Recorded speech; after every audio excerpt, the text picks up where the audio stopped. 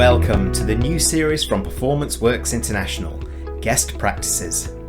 I'm Jeremy Blain, CEO of Performance Works International, and I'll be running a series of videocasts with special guests who have a story to tell from both business and life experiences.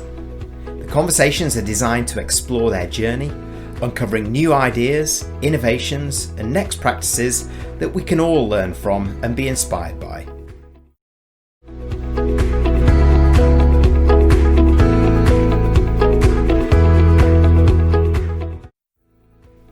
For today's guest practices, I welcome Lloyd Wigglesworth. Lloyd is an executive leader who's made it to the very top of organisations like WH Smith and St Ives. Now, as an executive board advisor and C-level coach with the Alexander Partnership of London, he supports others at the top of organisations as they navigate the challenges of today and tomorrow. Lloyd and the Alexander Partnership have just published a new research paper called A View from the Boardroom.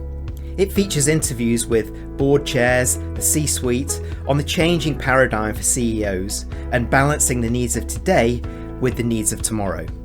Our conversation uncovers some of the headlines coming out of the research, conclusions, and actions for CEOs and their teams everywhere.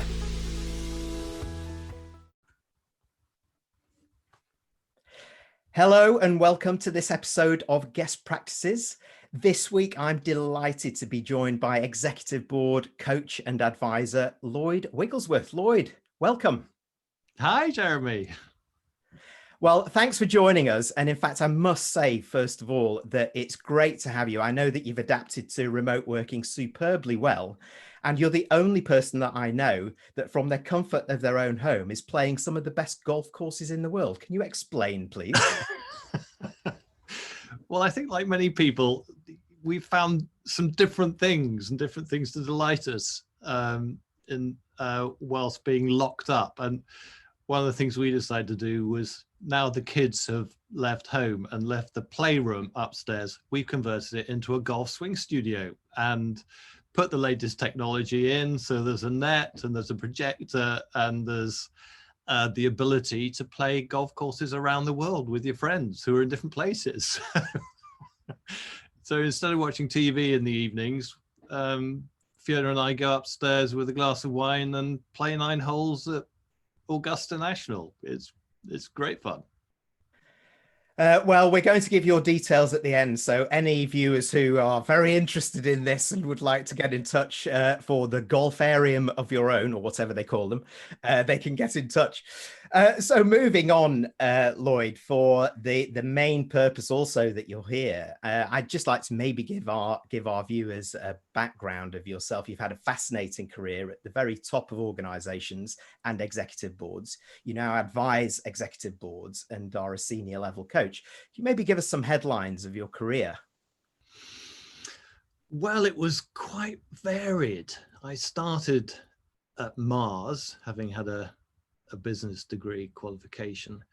And like many people who work for Mars Confectionery, you move into other industries. And I went into food marketing, and then I ran a series of companies in magazine publishing, in retailing and wholesaling. I was on the board of WH Smith's, actually, which is where I had my first experience of being coached, my first main board, and then entertainment distribution, marketing services, sat on a few different boards as non-exec director in construction and internet providers and things. So yeah, it's been quite broad and always been fascinated by leadership. And 8 years ago now, decided, actually, if I'm going to be a coach, I need to get on with it. And so got into executive coaching, founded my own coaching practice called CEO Coaching, and then co-founded Paradox Partners. And then 2 years ago, joined the Alexander Partnership, who I'd always admired as a partnership. And there are 8 partners there. It's been a great journey. I've loved it. Well, you're certainly passionate about the topic as well when we talk about it. And I always say, I think when you're an executive coach or you're an advisor, it really helps when you've actually done the job. You've You've got the wounds to prove it. You've experienced success, you've experienced failure, and there's no better way to sort of take a one step away view of the C-suite and the challenges that are there. And I guess that leads me to a very obvious question right now. What has life been like for CEOs over the last unusual and uncertain 8 to 9 months? Wow. Well, it's been tough. I've spoken to quite a few in the last month who've said it feels like they're running on empty. And, this is the time of year when they should be coming back from holiday refreshed and raring to go for the autumn, which is such a critical trading time for many, many businesses. And they're tired, actually. They haven't been able to take a proper break. They've been thinking about the welfare of their businesses whilst they've been away. And it's been the uncertainty of everything which has worn them down. They've had to be the strong ones in this phase of uncertainty. To start with, it was all about preservation of their business. It was preserving cash. Is the balance sheet strong enough to cope with the extraordinary lockdown, which no one had ever experienced anything like that before? And then it was moving into crisis management. How could they cope with all these different working practices and dealing with very, very stressed out people, employees in the company, shareholders who are worrying, what's going to happen to the business, suppliers. Many people have supply chains which are 6 months long, and suppliers are wondering, are you actually going to accept the product that's going to come that you've already ordered? If they're a retailer and the shops are all closed, what do you do with this huge amount of supply? And of course, dealing with the board. All the board directors will be worried about their own reputations as well. So a very stressful time. It's when leaders have really had to step up and show what they're capable of. Never before have leaders in corporate life needed to step up and play the role that everyone has depended on them to play. So it's been really tough, and it's been fascinating as a coach actually to share this journey with them. And it's been very varied. I mean, not all companies have had a bad lockdown, of course. The food retailers have done incredibly well. The pharmaceutical companies have done incredibly well. But there are an awful lot where it has taken them to the brink. And, unfortunately, as we've seen, a lot of businesses haven't been able to survive it. And there are going to be more casualties coming along in the next few months. Yes, I agree with you. And a couple of things that you said there around running on empty, and the feeling at leadership level is similar to the feeling at employee level as well. And perhaps this is the time where both the very top and the rest of the organization is looking at the same thing in the same way and becoming closer together. In fact, it reminds me of something else that you mentioned. Remind me of Kevin Sneeder, the CEO of McKinsey, who's talking about right now, the focus has shifted. It's employees first, customers, and cash, in that order. For now. Mm-hmm. For now, because of course we're in business to do business, and that is the navigation that leaders are having to do. And one thing that I've really enjoyed over the last week or two in reading is the white paper that you've just published, A View from the Boardroom, which looks at some of this. So what was the background to getting that underway, Lloyd? Well, the Alexander Partnership produces white papers from time to time, and we decided that it was a good time to focus on the role of the CEO before we obviously knew what was going to happen. And so we interviewed nearly 40 chairs and CEOs, more chairs than CEOs, because we wanted to hear what their perspective was on the role of the CEO, how it had changed over the last decade or so, and what skills they thought CEOs would need going forward. Now, of course, the interviews have taken place over the last few months, and so it's highlighted many things which it may not have come to the fore before. I mean, I think there are some interesting trends which were already underway, but I think probably what we've seen is the pandemic has accelerated many of these things. So we produced this white paper, which is freely available, and it's part of our role because we consider our role to be coaches, advisors, and guides. It's not simply coaching. Our clients expect us to have an understanding of what leaders generally think. And this was a great way of pulling together the thoughts from a very wide variety of people. Yes, a timely piece of research. And I'm sure there are things that have come out of it, like you say, that probably wouldn't have done had we not seen this accelerator of the pandemic. In fact, COVID-19 is the biggest accelerator of digital transformation since the iPhone was launched in 2007. It just gives you a sense of where we are right now. So perhaps some of the challenges coming out of it from your interviews were more obvious, but what are some of the other challenges that have come out that are faced by leaders this year that you felt were very important to highlight in the paper? Yeah, well, the first one is obvious, and that's crisis management. So you've talked about some of these. How bad could this be? And making some projections going forward. And of course, this has been so difficult because nobody knows the answers. But you still have to take a position. You have to make some assumptions for your models going forward. And making it, I mean, take one example is I was talking to the CEO of a large organization. One of their divisions is they do events.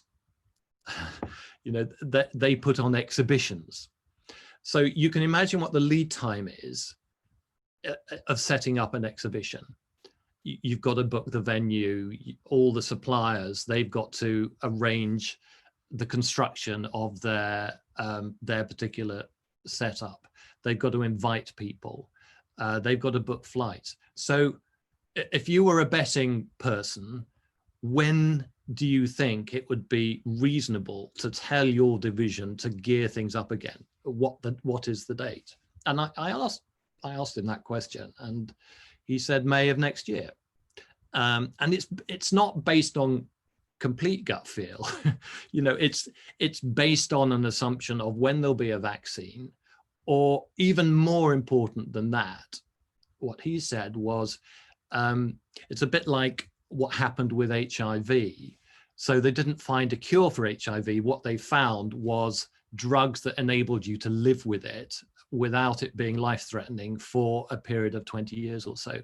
And in his view, that's what's actually going to be the big trigger to enable things like an exhibitions business to get back up and running, because people will then have the confidence that they will be able to travel and go to events, etc. But that's a huge call. And so the crisis management turns into projections and how long can we survive? How long can this particular division stay afloat? Do we mothball it? Do we run online events? What do we actually do? So crisis management is the first one, and putting a marker down in the sand of what do we assume is going to happen without being rigidly tied to it, and admitting that you may have to change tack based on whatever comes over the hill. I mean, one of the things that people have found so exhausting is this shifting policy and rules and regulations, and many CEOs and leaders, they came back from their summer holidays, and the message from the government was, we encourage people to go back to work now. and it felt like this was a trend in the right direction for managing your people. And then overnight it switched to do not go back to work unless you cannot work from home. So it was a complete reversal and changed the working dynamics overnight. So that's the first thing, is a crisis management. But then it's visioning what the future could be. You know, is our business model fit for the future? You've talked about the impact of technology. And before this pandemic happened, everything was being challenged. All the business models were challenged. If we go back 10 years, there are many organizations that didn't exist. Uber didn't exist, Spotify, Netflix, Monzo Bank, none of those things existed. And one of the quotes that I thought was particularly interesting from one of the people we interviewed was, you either need to be a disruptor of the market or you're going to be disrupted. There is no steady state business anymore. And what the pandemic has done, it's accelerated a lot of trends that were going to happen before. I've spoken to a lot of young people who normally would have gone into big companies coming out of their qualifications. And these schemes, the grad schemes and the development schemes, have been put on hold, and these people are being forced to set up their own businesses. And there's no doubt some of these businesses are going to be very successful, because the young people are going to see things other people don't, and they're going to take advantage of all these different types of working and consumer behavior, which was changing, but has been accelerated by it. So the leader has to be a champion of change. Once they've seen what the future can be, they have to coordinate the best thinking and become that champion of change. And they have to position it. One of the other quotes was, you need to be a peddler of hope. You know, you've got to be reasonably optimistic as a leader, because if you don't believe in the strategy, then your people will very quickly see through that. So you have to be the leader of this change and create a culture where change is possible. And the final point I'd make on this is, you have to be the manager of stress. There is an enormous amount of stress out there, and you have to understand what's going on. You have to be in touch with your people and ask them what they need. You know, people working from home with young children who weren't able to go to school, people who are worried about their not only the health of their parents, their children, their finances, their investments. There is a lot of stress out there, and someone has to absorb that. So the leader is the ultimate person who has to be strong, and they have to be the point of empathy for the people in the organization who are worried about all of these things. And they, of course, they have to do it for their own family as well. So it's been a tough gig, but they've had to be the strong ones. And you know, it's been very interesting being their coach, because if there's one person they can download how they're personally feeling, it's to their coach. What I find interesting about what you've just explained is of course, this almost kind of looking ahead, the crisis management, the envisioning, the need to be able to forecast somehow what might happen in a few months or next year or so on, really with a focus for some industries, particularly on business survival. So when the leader is up here, the interesting thing that you then ended with is that there's a real kind of solid bridge now between that, but also a more empathetic response to what's happening in the rest of the organization, the need for a culture to underpin the change that needs to potentially happen, a more empathetic style. Moving on, so this moves towards a more human-centered approach as well. So there's quite a balancing act for some of those leaders, wouldn't you say? I think it is a balancing act, being strong, but being human. And I think it's one of the good things about the virtual communication is that it's forced many leaders to be more human. I mean, if I talk about my own experience of coaching some of the senior leaders, and before lockdown, we'd both be in a suit and tie, and I might be in their office, and their PA would bring in the china cups and coffee, and it's all quite formal. Whereas now it's on Zoom, although a few of them have started to meet face to face again, which has been fantastic. But it's been on Zoom, and they've been in their, shirt and sweater, and their spouse may pop in and saying, I'm going for a jog. Could you take the bread out of the oven and make sure the kids are doing that? It's you actually see them in real life, and I think people have really liked that. Actually, they've liked to see that. Actually, leaders have their own vulnerabilities too.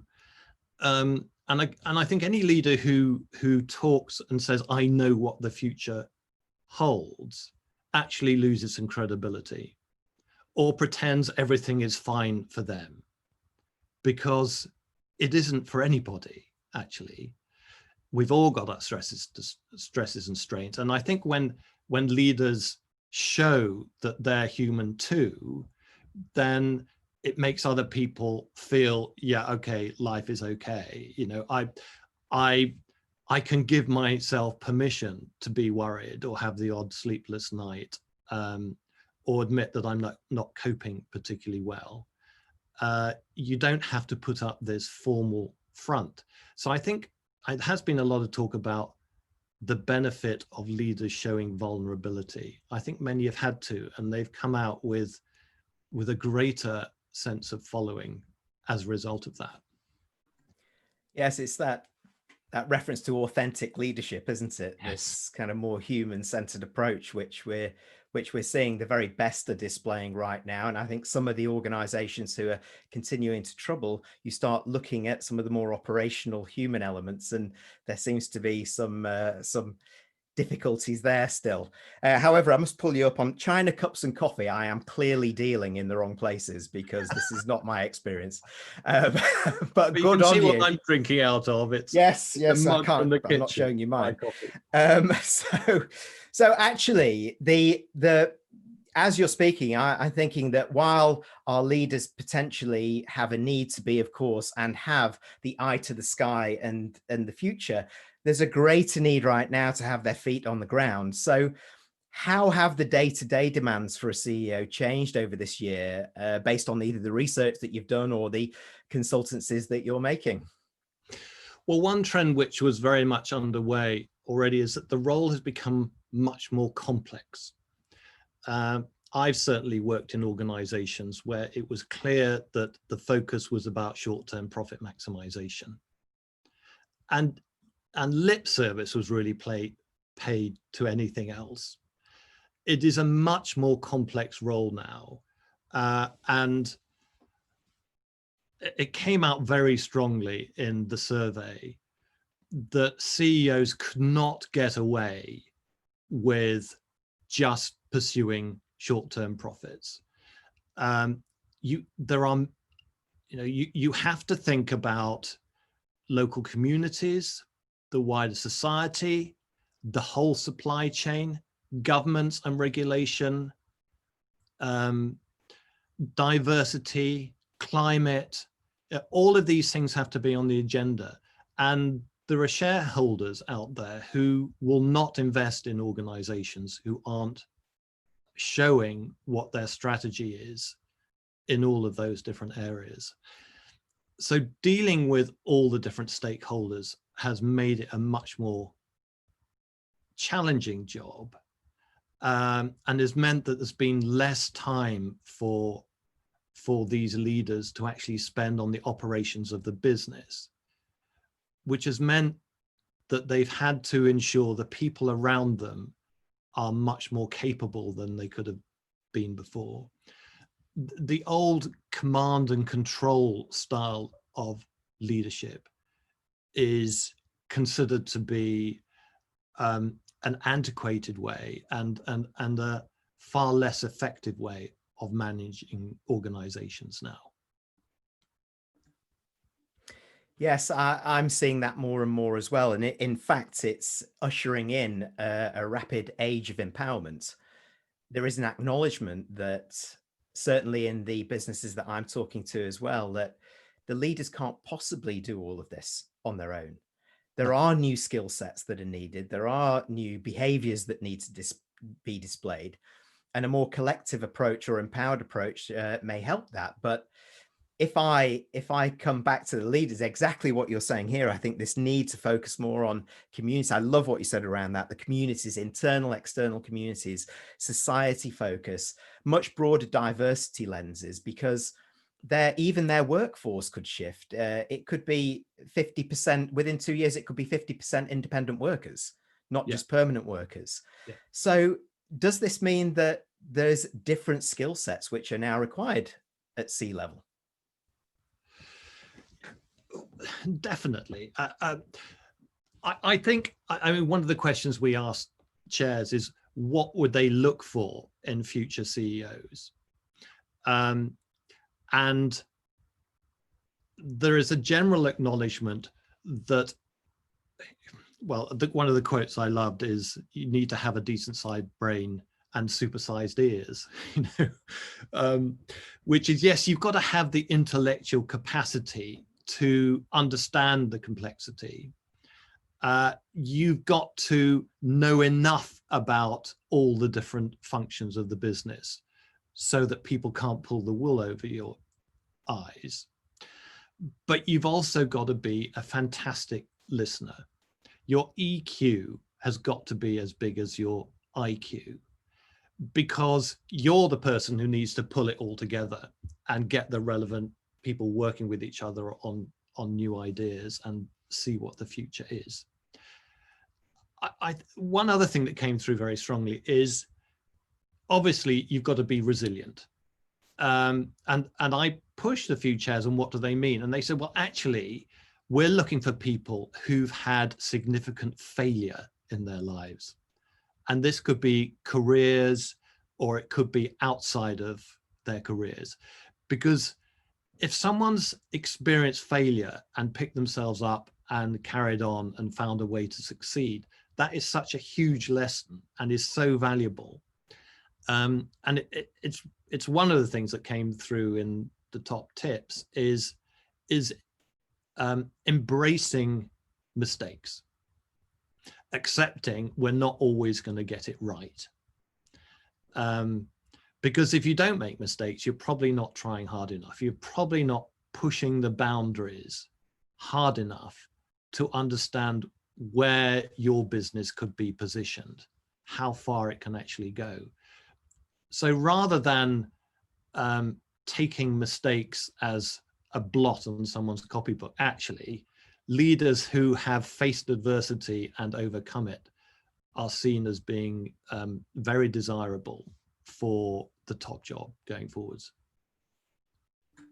So big brain, big ears, willing to experiment. These are really good pieces of advice, not just for the C-suite, but if we're ushering in this new, more empowering age, then perhaps that's where some of the reins can be let go throughout the rest of the organization. And I think that's not just about embracing mistakes. That's accepting that you don't need to be perfect also moving forward. Yeah. Versioning is really the words of today, isn't it? Particularly download an app where we're on version 3, 4 before we even know it. Reminds me of one of the big Chinese insurance and banking companies, the co-CEO. She said that, if we're not quick, then a 70% solution could kill us.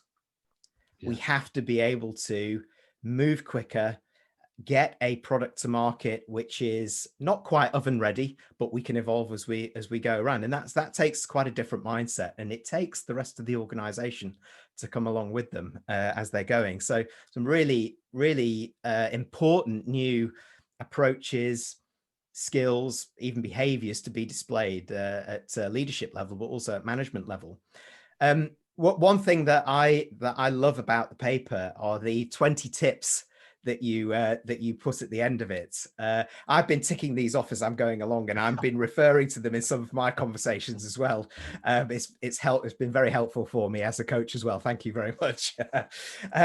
But these to me could apply to any leader. So yeah. Of those 20, because you were so in depth with some of the interviews that you did, which ones would you highlight as the most important, or that resonates the most today?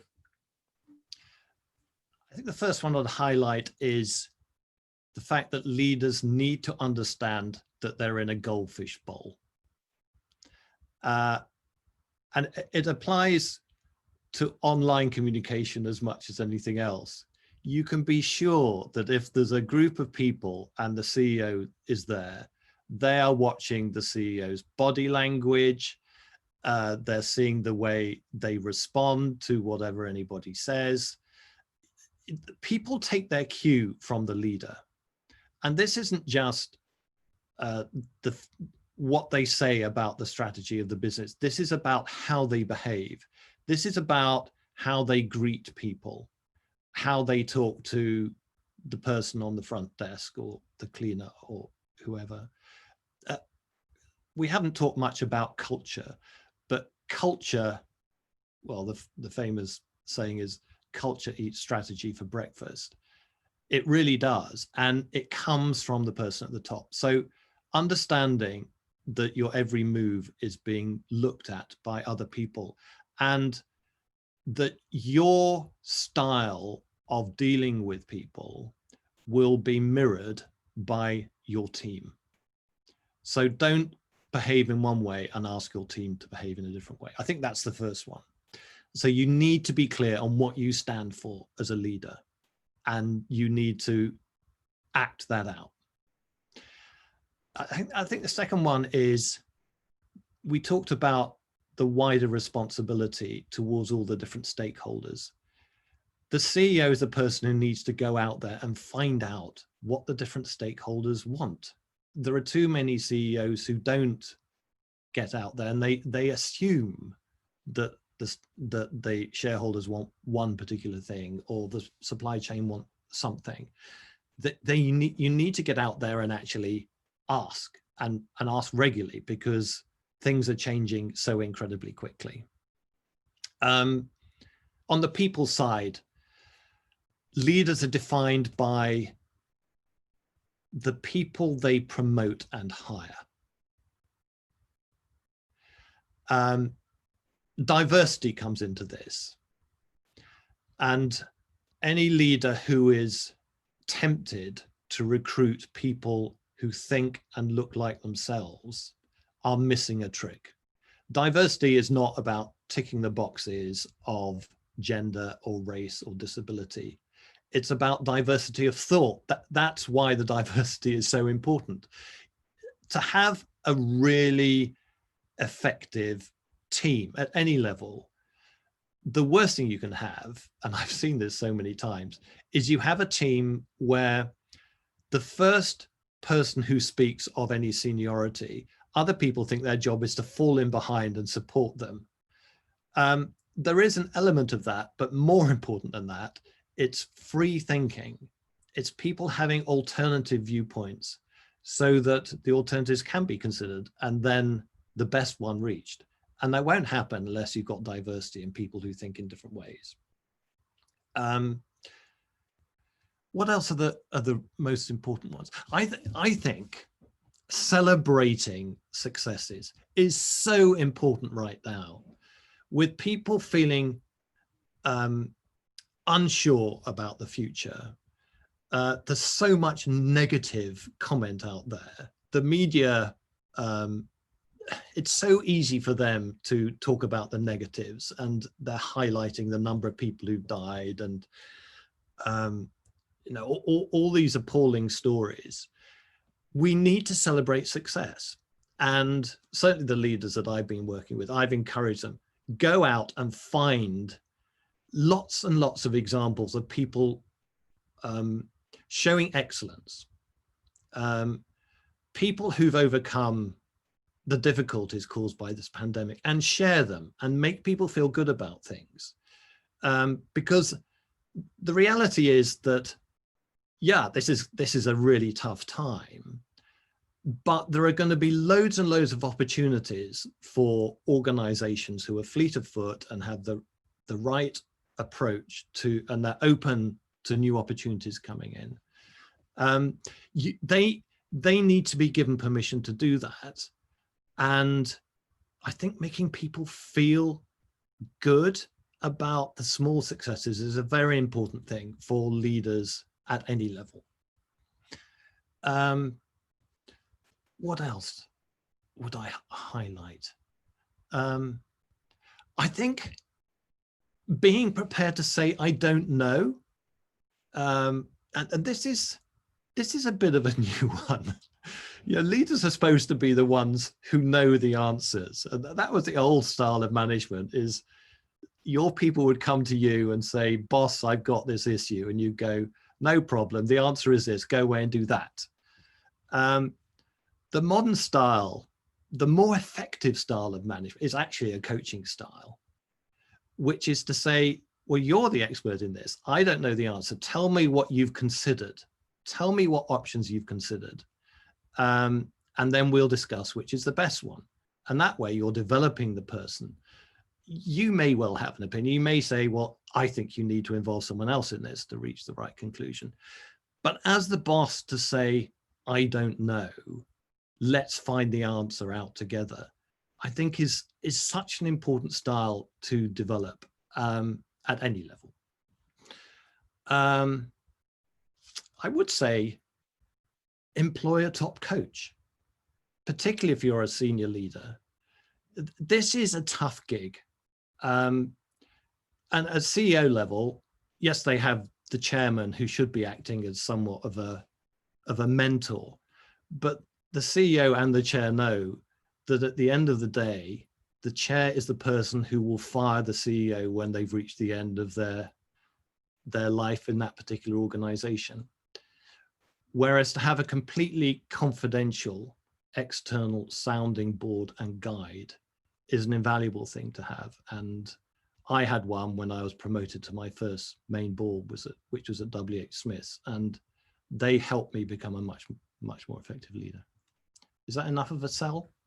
That is enough of a set. There's some great things. In fact, it's worth just summarizing a few things here because there's quite a lot there, but I would urge people to download this white paper. I'll ask you for that in a second, and we'll display this on the video cast for everybody so that they can go and get hold of it. But the start point to understand what do I stand for, I think, is so important.